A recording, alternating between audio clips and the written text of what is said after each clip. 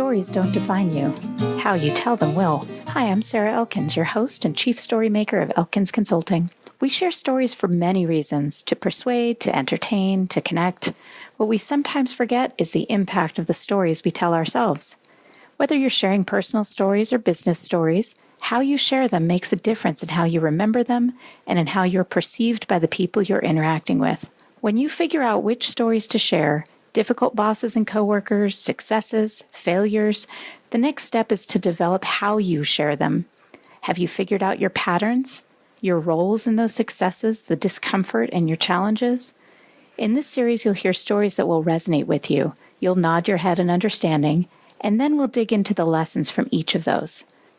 How many times have you been sharing a story only to be interrupted by a person eager to share his own? When I'm working with clients on communication skills, I remind them to listen for understanding, not to respond. But during this podcast, I'm asking you to listen and consider your own related stories, to listen and consider which stories in your life might have impacted you in a similar way. I am so excited to introduce my friend, Amorisa Lynn. We've been friends since we were 7 years old. We met when I moved to Los Angeles and started second grade at Devonshire Elementary School. We're sitting here today in a rental home in Cayucos, California, and she and her family came up from Ventura to spend the weekend with me and my husband, Bob. And I thought, this is a perfect opportunity to do a little bit of an interview for episode number 112. Wow. Of Your Stories Don't Define You, How You Tell Them Will.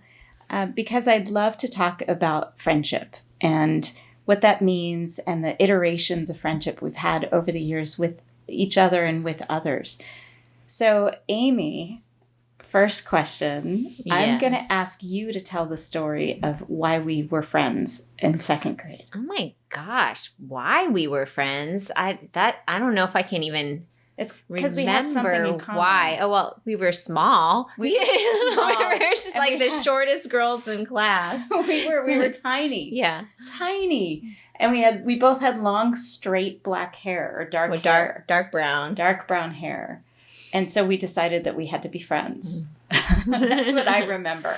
Ah. Wow. I just remember we were both small. we were tiny. Small would be an understatement. We were the ones that would always be at the very end of the line in the pictures. or the front, because shortest to tallest. Right. The front. Right. It's kind of amazing when you think about how long that's happened. And simply because that half of second grade was the only time we were in school together and the only time we actually stayed and lived in the same town. Yeah. Until when did you move? Yeah, we moved to third grade. Yeah. So right. All of second grade were together. When the summer before we started third grade, my family moved to Rialto, which was we started in Chatsworth and we moved to Rialto, which is inland about like an hour and 20 minutes or so. Right. From there. And so, yeah. And my family stayed in Chatsworth, and my brother and I were shipped off to Canterbury Elementary School, some gifted program from third grade until sixth grade. And then you moved back. Yeah, I moved back finally I moved back in fourth grade, but you were at Canterbury Elementary School, and I got involved, like busing was going on. And so I got bused to a school in the San Fernando Valley for fourth grade, and then back to Devonshire for fifth grade. Oh my gosh. And then I finally got accepted into the gifted and talented program, and I got to go to school with you for sixth grade for like 3 weeks. Exactly. and then you moved. I moved to Colorado Springs. That's right. Yeah. So I still have a couple of the letters. I probably still have all the letters. Yeah. Because we were pen pals. We would write physical letters with stamps. Yeah, that's how the long distance was too expensive at the time back in the day. Right, you couldn't call. There's no such thing as cell phone, no such thing as even a cordless phone. You had the phone with the cord that was a mile long, so you could go in another room and yes. close the door. Yes. So this is why I think it's so amazing that we have stayed in touch all these years, because it's so unlikely.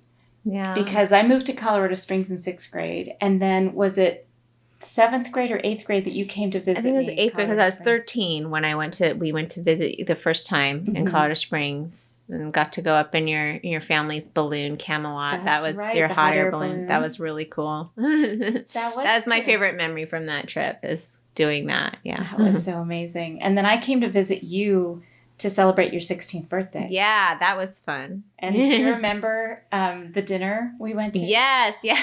We went to we thought we were so fancy.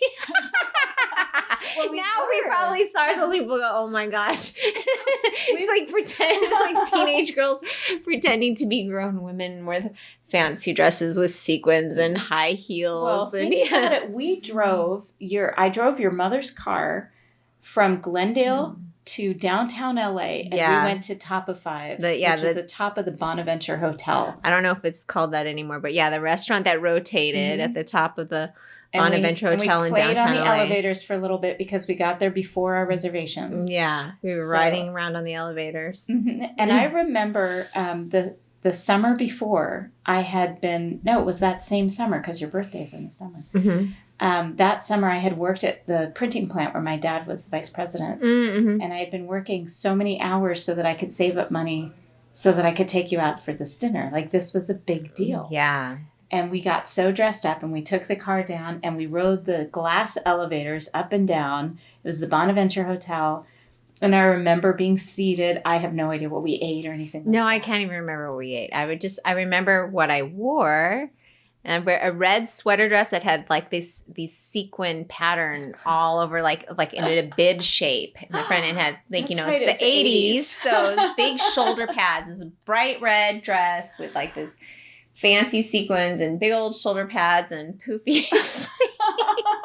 It's horrible. Well, and you had short hair then. Yeah, right? I had short hair. Duran cut, right? Yeah, like short. I don't know if it was like it was like poofy. It was like super tall. No. Or 16 was it bobbed?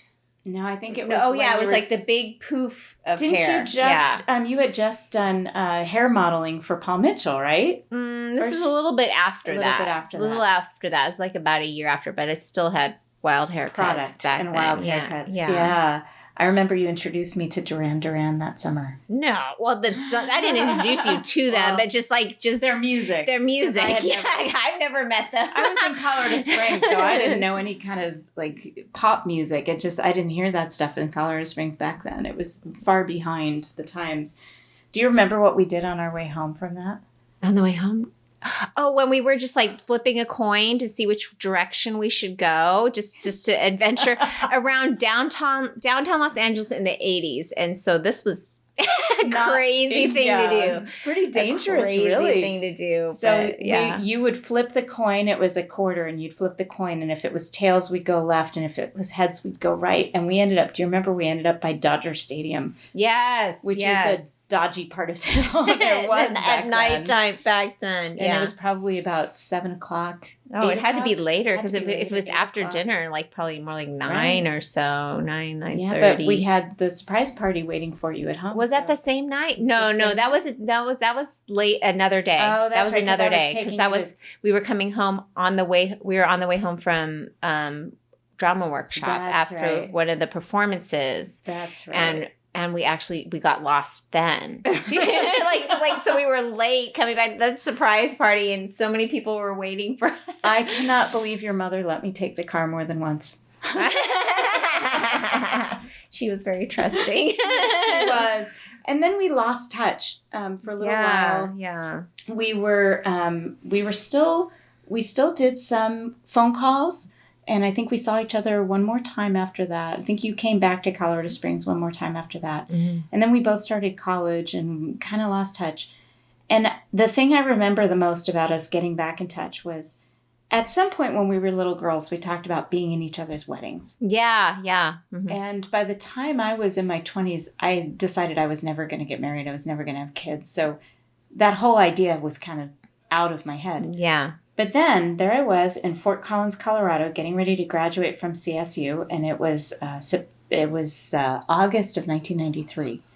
And I got a letter in the mail that had been forwarded from 2 different addresses. You had sent it to the Colorado Springs address that my family lived in the house. Right. And it got forwarded from that address to an address in Fort Collins, my previous college address, and then forwarded again to my current address. That's amazing that it made it. So it shouldn't have found me. No. It shouldn't have found me. And I remember thinking, oh my gosh, I can't believe this found me, seeing the 2 stickers on the forwarding addresses. So I opened it up, and it was, Dear Sarah, I'm getting married. And I just wanted to tell you, because we talked about this when we were little, and I remember like tears forming in my eyes. You're making me cry right now. I'm gonna cry now. And I immediately picked up the phone and I called you as soon as I got that letter. Yeah, I remember. Yeah. And I said, I want to be there. And you said, if you can be here, I want you in my wedding. Yeah. And it was 6 weeks later, my mom helped me buy a ticket because I was so broke. And she helped me buy a ticket, and I flew to LA, and you picked me up at the airport, and I was in your wedding that weekend. Yeah. And then we stayed in touch pretty well since then. Yeah, pretty well. After that. Thanks to social media, mostly. Well, we did have a lot of phone calls in those early days. Yeah. In those early days of your marriage. And then I met Bob. And then we had Jacob. And you came out to D.C. Right after he's like a week old, I think, when I came. And we wandered around together with the baby. We went up to Baltimore. So I know your next friend that you've known this, almost as long, was a friend that you met in 7th grade, right? Yeah, Stella. in 9th grade. Ninth grade, Stella, yeah. And I have some friends from 6th grade now, only because of Facebook. I didn't keep in touch with them after school. But I think about our friendship in such a different way from my other friendships. And I'm not really sure I can really define it in any way. I don't think it's a definable thing. But I have other friends that I'm really, really close with. But it's such a different thing because we've known each other. Because the history is so long. And the thing that I think about in your friendship is that no matter what you were doing, no matter what I was doing, there was never any kind of judgment. I could tell you anything, and you would just listen. I think when I think of you and our friendship, that's when I tell people, oh, I get to go see my friend Amy. We've known each other since 2nd grade. Yeah. And I say, she is probably the most beautiful soul I know. Oh, now you're really going to make me cry. Well, and part of that is that I know that you are religious, that you have a very Christian philosophy. And you are one of the very few Christians I've ever met that really lives that philosophy. It's not just talk. And it's when you do something nice for somebody, it's not because Jesus wants you to be nice. It's because you have this innate humanity. Love for people. That's what, that's what it's about. That's when you boil down like why anyone would follow a God or a Christ is because of love. It's not to get into heaven. No, it's not. It really isn't. It's about love for your fellow humans. And I think about that all the time, and you are the exception. And I'm not sure you know that I say that about you. Thank you. So now you know. Well, thank you. So tell me about some of your other friendships. How, like with Stella, how did you know when you got back in touch that this was, because I know you lost touch for high school. How did that happen? How did we lose touch? No, how did you get back touch? Oh, what happened? Well, we just we had a small argument like in the middle, like high school, and we're in different classes, so different friend groups, so it's easy to like drift apart a little bit, and then I don't really know what brought us back together. Just the fact that we were graduating maybe and just talking more. I don't know if what brought us back together. But we, started seeing each other, hanging out again, and doing stuff together again. And then after we both finished college, we ended up living really close, in cities right next to each other. She lived in Camarillo first, which is even closer than she is now. She's only in Moore Park. I live in Ventura. She lives in Moore Park, which is only a 25-minute drive, which is, in California terms, it's not much. Right. So we get to see each other pretty, at least once a month, sometimes more. And she's your children's godmother. Yeah, she's their godmother. She and her husband are the godparents to your children. Yeah. So when you think of friendship, I mean, there's so many different kinds of friendship in our lives. So what do you think of when you think of these long-term friends, the difference between that and others? Long-term friends, there's an ease to, like you're saying, to friends that you have a long history with, where you get, you just pick back up. It's not like you've been apart. You could just hang out and talk about anything with them. Where like new friends, there's, always some awkwardness, or like, is this something I could say to them, or what are they gonna think if I tell them this? And especially myself, I'm more of an introverted person. So, and having a conversation with someone, it's not my strongest thing. Is like continuing to carry a conversation. Like when there's those awkward pauses, they seem to happen a lot with me, and just where it's just like, okay, what do I say now? It's like, I don't know. I'm done. My words are done. I don't know what to say. But whereas like an older friend, it's like, I don't feel weird when those pauses happen, because just let it be quiet. And it's easier to talk about what's next, or just the conversation just flows more too than with a new friend. But I agree that it's kind of magical the way we can go a year without talking, and then we pick up the phone and it's like nothing, no time has passed. Yeah. And I only have a handful of friends like that. But what I think kind of strikes me about friendships is that I really struggled, especially with women, when I was younger, high school, junior high. Girls are so mean. Yeah. And I really struggled. I would always have like one or two friends, and then we'd have some sort of stupid blow up, and then we'd kind of distance ourselves, and then I'd find some other one or two friends. But I didn't really have girlfriends like I do now, except for you and my sister. And it wasn't until I was in my late 20s that I started to collect friends, women friends, adult women friends that I could really spend time with. Yeah. And thank goodness you got along great with the ones that I connected with, because you were in our wedding almost 23 years ago. Oh, wow. Yeah. So for our listeners, I was in Amy's wedding in Glendale in 1993. Yeah. And then in 1997, she flew to Washington, D.C. and was part of our wedding. And then, like I said, she came out to D.C. to meet Jacob when he was born.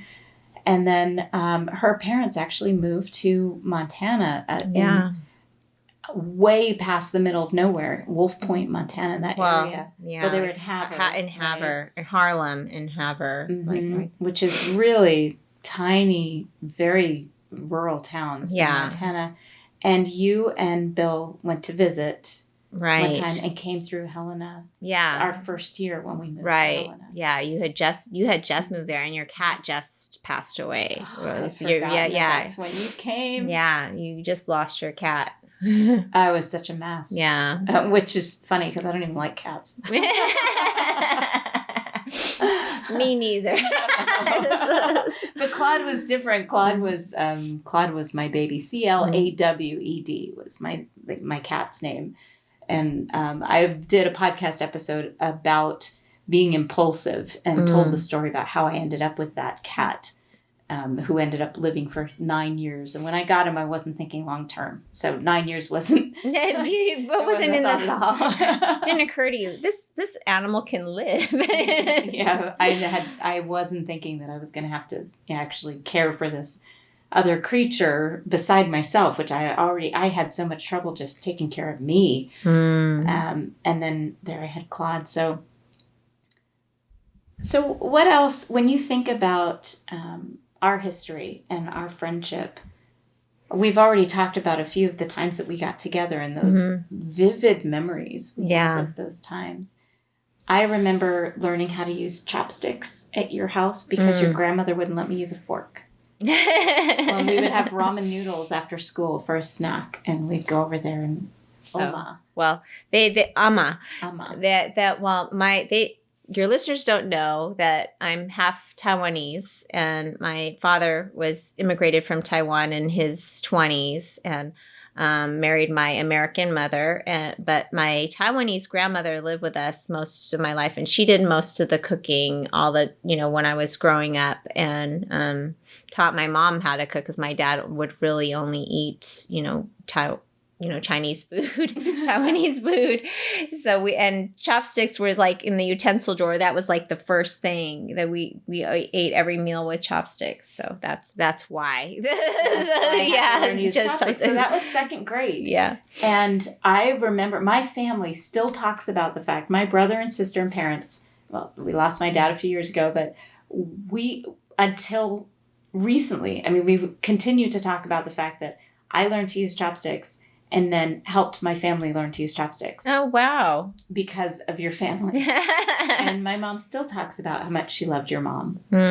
Yeah, they were good friends when the brief period of time that they got to be friends when they both lived in the same city. Yeah. Mm-hmm. And we used to, even until when you moved back to the Los Angeles area, you would still come over and we'd swim together in our backyard in Chatsworth. And I remember you and your sister would come over and swim in our pool with my brother and my sister and me. Yeah, and the time my sister landed on your brother after coming down the slide. That's right. And made his bottom teeth go through his upper lip. Oh, that was bad. There was sorry. blood in the pool. Sorry, listeners. That was really bad. I remember that. Oh, yuck. What a vivid memory, though. Yeah. Well, I think about that a lot. All those little incidents and things that shaped our friendship over the years that we can still look back and remember with such clarity. Yeah. Well, speaking of like teaching things, like, you know how to use chopsticks because in my family, I know how to flip an egg and make like a egg in a basket, but we call them super eggs because of Sarah. And so it's like, breakfast at my house is often, every time I flip an egg, I always think of you every single time. That's, I love that because when I went to visit you in Ventura 2 weeks ago, I had one night with you. And when we woke up in the morning, you made me breakfast and you made me a super egg, which for our listeners, like Amy said, is an egg in a nest or egg in a basket, as people would know, where you cut a hole in a piece of bread and you put it in the frying pan and then you break an egg into the hole and cook it in the hole. And so it's egg in a basket. But in my family, we started calling them super eggs because I was making them and I would call myself Super Sarah. When I was about 3, I was Super Sarah. So by the time I was 5 and 6 and actually I started cooking at 5 or 6 years old. And so whatever I made would start with super. So it was Super French Toast, Super Sarah's French Toast, or Super Sarah's Super Eggies. Yeah, no, I remember having that, after sleepovers, having super eggs at your house and in a Asian, Chinese household, that's not breakfast. Breakfast is rice gruel or rice porridge, congee with, tofu or other pickled vegetables and something like that was my normal breakfast.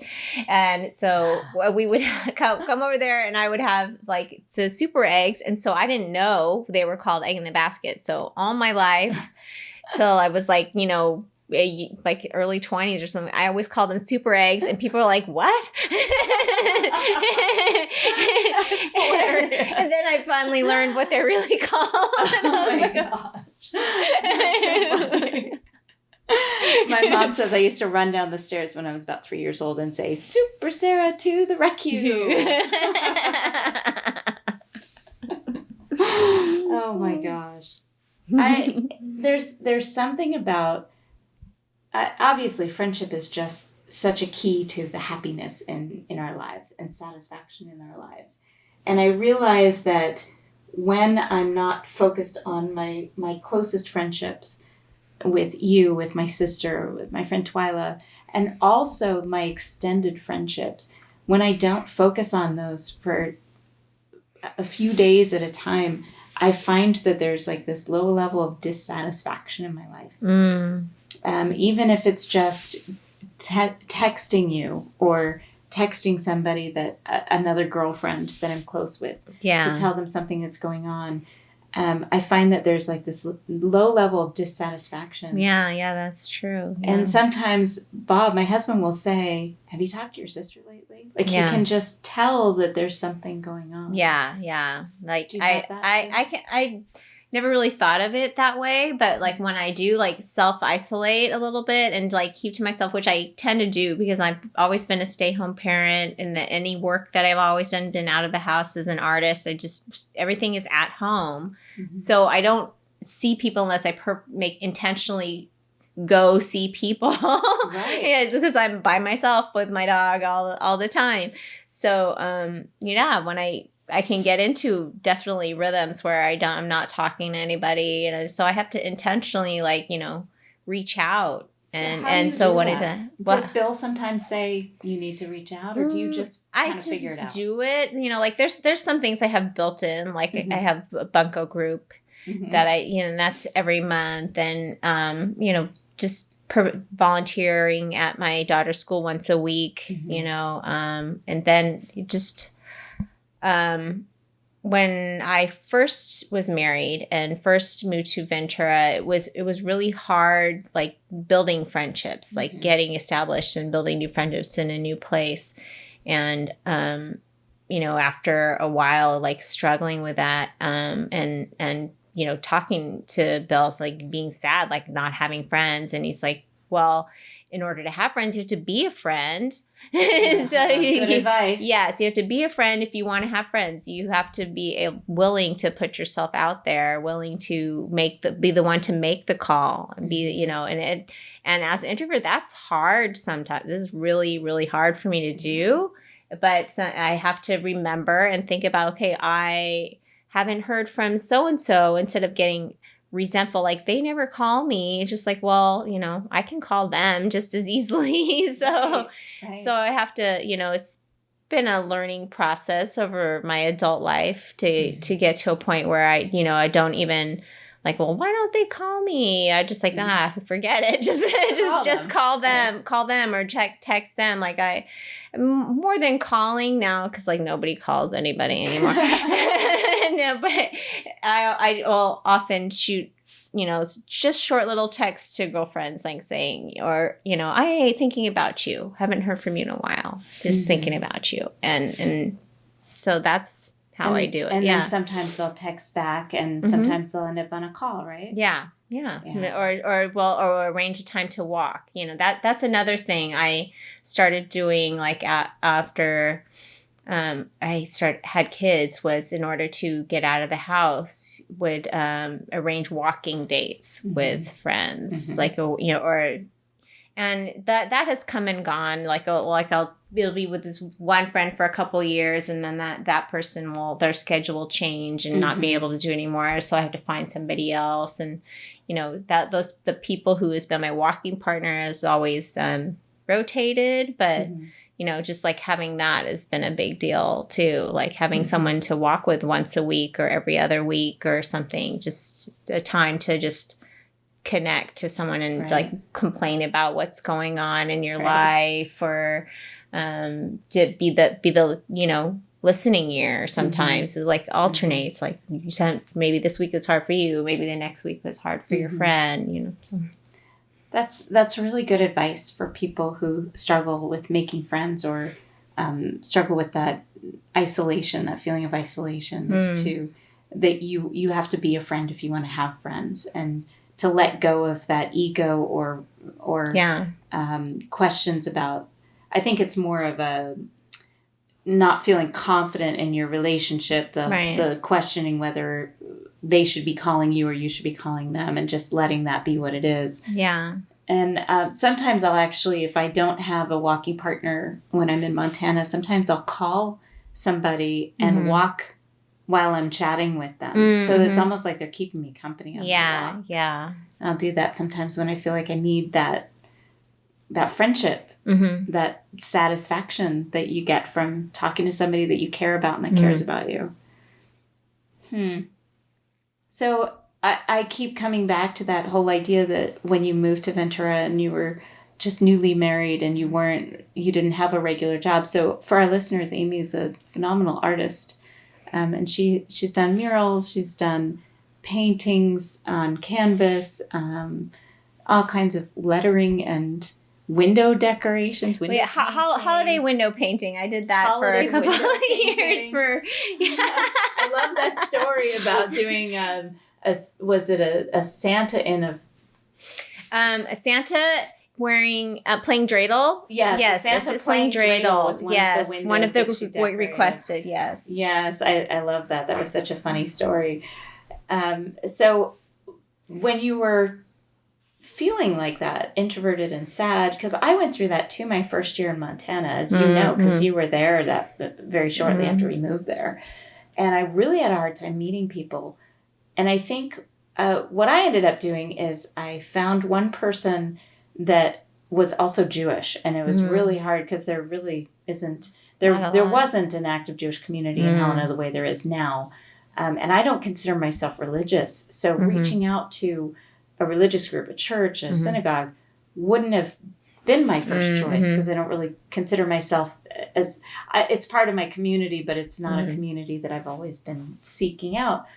But I did find somebody that was also Jewish, that also she was from Chicago, so I felt like that kinship because I had been living in D.C. and I was born there. So we had kind of that East Coast, Midwest relationship. Right. And she really helped me just kind of settle in a little bit, because I was so on edge when I first moved there, because I was having trouble meeting people. Yeah.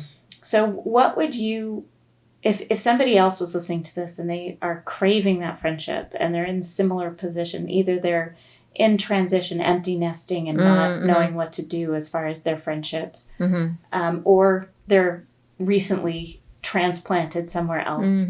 What? Because I'm somewhat introverted, but I usually have a pretty easy time meeting people. So my advice would be totally different from yours. So for an introvert, what would you suggest? Well, find a group of something that you like to do, like you're interested in. Like right now, like one of the places I meet new people mostly is at my yoga studio. So because I don't, when you have kids, like when I was having kids, it was easy to meet new people because you meet them when you drop off and pick up at school. You meet the other moms while you're waiting for your kids, and it's like, oh, so and so wants to play with your kid today. Let's all go to the park together, and so you get to know those people. It kind of more natural when you have kids, and now my kids are pretty much, older teenagers, and one in college is not, it's not a thing anymore. Park days are not a thing. Right. So to meet new people, it's things like my yoga studio or, that's the main place right now. Yeah. It's like, but that's what I would say is like, what do you like to do? Like find a group doing that. Like I used to walk, with the Sierra Club. We used to do like these night hikes, or they called urban night hikes. That the local Sierra Club hosted, and would go on those and meet people there, and walking and talking with people, and I find that if you have a dog, it makes it a little easier. Yeah, people want to meet your dog. And you go to the dog park, and it's just like having a kid. You start to the other. You want to play date with our dogs, and you start to get to know people. I know on the mountain behind my house where I hike so much, I've met some really great people because our dogs played together, Mm-hmm. or I pet other people's dogs if I'm up there without mine, and I meet people because I'm playing with their dogs. So you don't necessarily even have to have your own. But I find that if that's something that you find interesting, that's also a really good way to get to know people, to meet people. I guess the next thing that I was just thinking of before we wrap this up is that you seem comfortable with understanding there's kind of a season for some friendships. Yeah. Because I like the way that you talked about how you would have one walking partner for a while, then your schedules would shift, or they'd move, or your kids would be going to different places, and then you'd find another walking partner, and it would just kind of shift.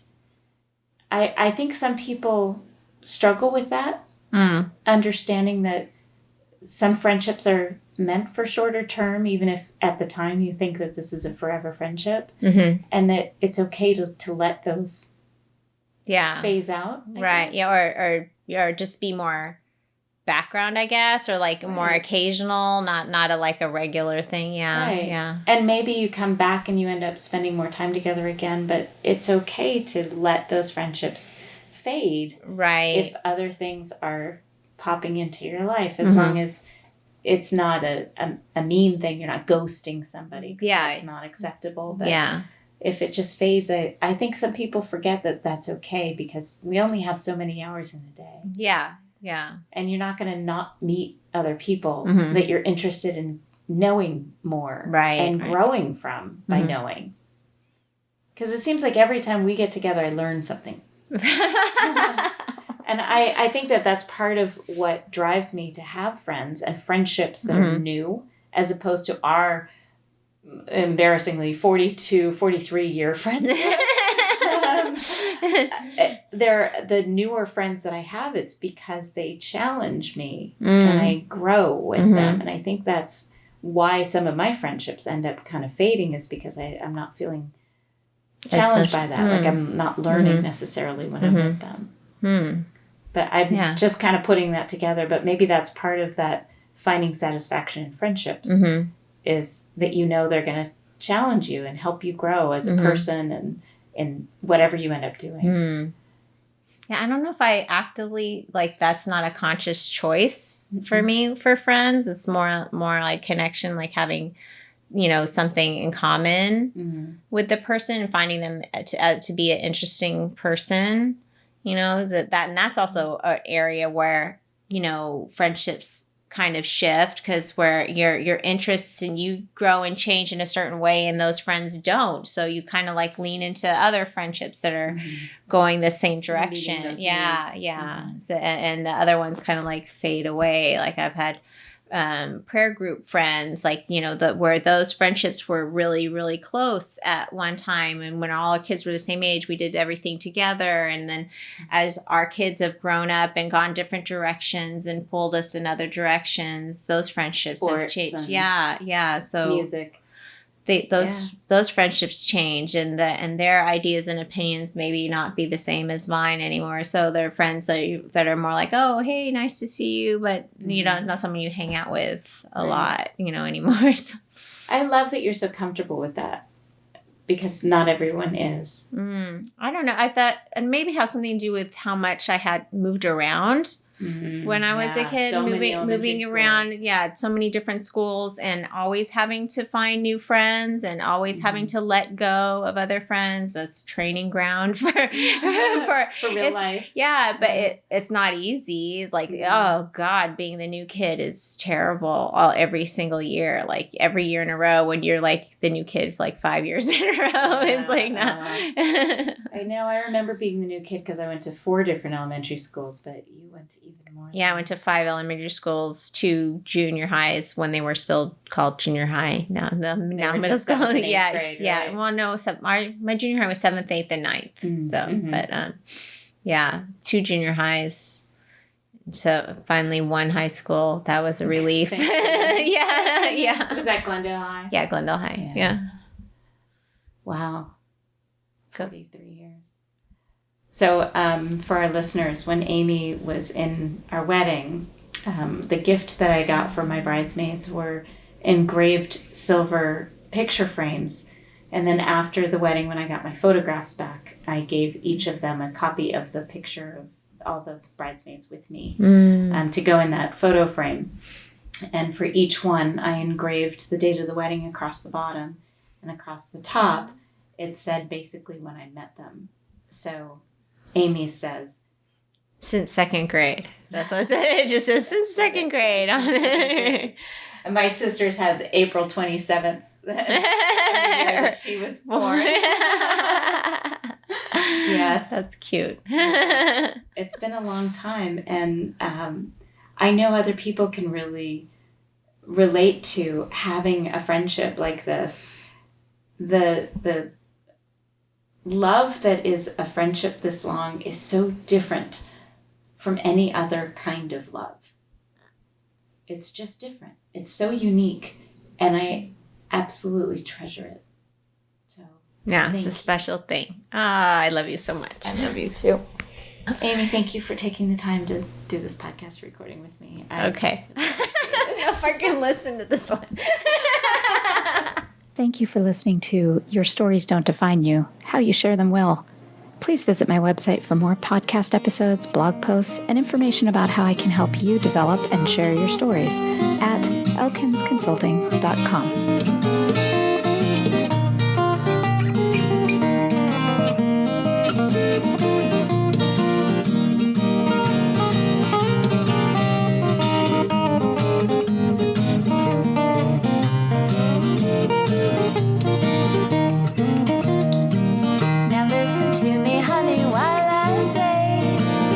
Could you tell me that you're going